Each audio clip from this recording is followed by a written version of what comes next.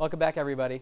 Well, if there were a top 10 list of crazy, obscure jobs, there's a company in Perry whose work would probably be at the top of that list. In fact, Xtreme Cleaners has been featured on national television just doing what they do, cleaning up after murders, meth labs, and general mayhem.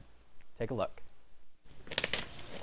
If you thought scrubbing toilets was intense, try scraping brain matter off the floor or cutting blood out of a rocking chair while dressed in a hazmat suit in 90-plus degree temperatures. We're one of those businesses that people don't even realize exist. We are ultimate cleaners. The Louisiana-based company Xtreme Cleaners has been featured on TLC's Ultimate Cleaners, but the words extreme and ultimate are understatements. It's a tough job, but truly, someone has to do it. They take care of everything. Crime scenes, suicides, homicides. And the list goes on.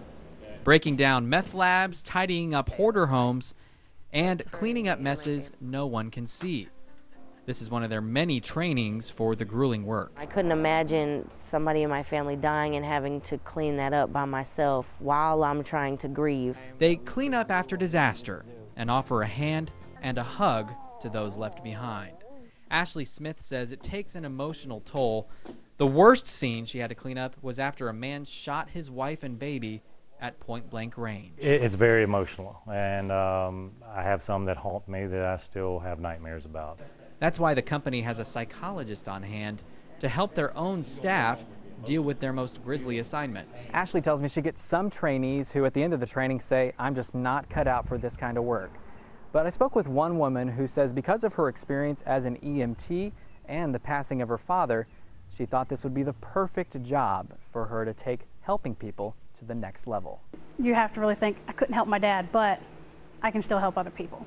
People like Kristin have to think about the unthinkable and risk their own lives sometimes, especially when deconstructing meth labs. They're superheroes, and I got a chance to put on their suit. We have to cut out what is contaminated, put it in a biohazard box to be incinerated. It's a tedious job, and let me tell you, the heat in that hazmat suit is almost unbearable. Imagine doing that for hours on end.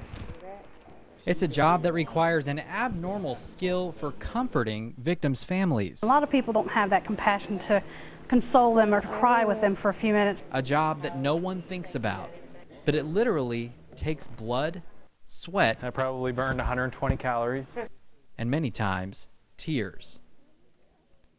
Now, before I did this story, I had never heard of this type of work, but there's actually a 2009 movie starring Amy Adams and Alan Arkin called Sunshine Cleaning, in which Adams' character does the same kind of work cleaning up crime scenes and suicides. So it's not as obscure as one might think.